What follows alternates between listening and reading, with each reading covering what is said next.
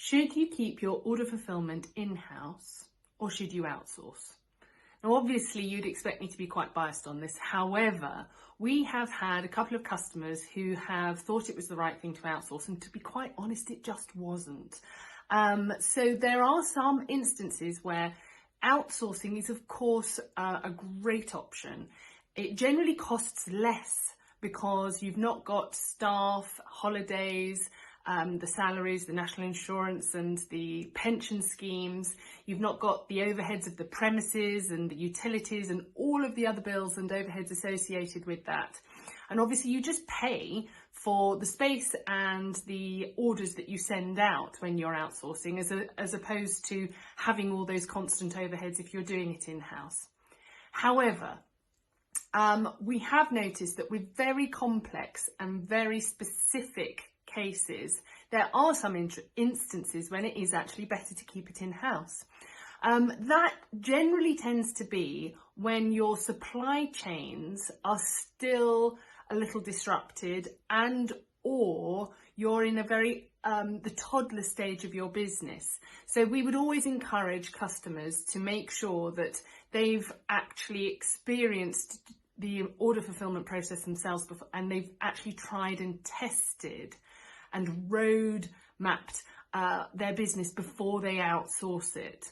So instances, for example, when it's gone wrong is when they haven't done that and they've sent it to a fulfillment house right from the off and then realised that it's not going to get off the ground, and of course they've wasted a lot of time and money on it. Other instances have been where they've chosen to develop their business through just scaling huge amounts of SKUs, so really quickly, as opposed to really sort of honing in on some bestsellers and building the business that way and then developing the product lines. So, and in a particular instance I'm thinking of, they also had seasonal products.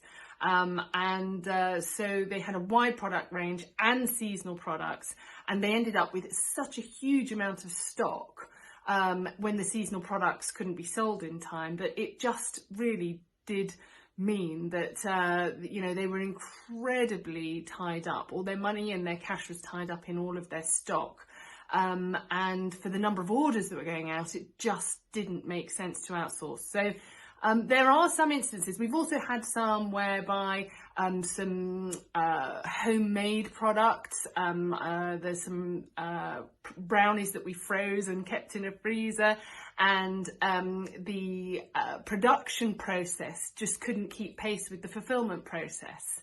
And that caused difficulties, and obviously they realised that they needed to sort of take it back in-house and streamline that production process before they could then outsource it. So in the advantages of outsourcing, the main one is scalability and having a very clear-cut process and systems for developing your business and to let it fly, to get it scalable. And generally, when we found the right fit, we can see that when a customer comes to us, having tested their product, made sure that all the sums stack up, and that it would work for them, their business just flies and takes off once they've actually outsourced it, because they're no longer working in their business instead of on it. Now, there are some instances where customers are very happy to do their own fulfillment because they actually don't have huge scalable plans for their business, or they actually just are very content with managing that whole process themselves, and in the knowledge that obviously there is going to be a cap in terms of scalability there somewhere. So it really does depend on the individual business owner in many respects, and also the decisions they've made in the business. So have a look at our blog from this week and read that through, and you will see that there are some other considerations to make in mind as well. Bye for now.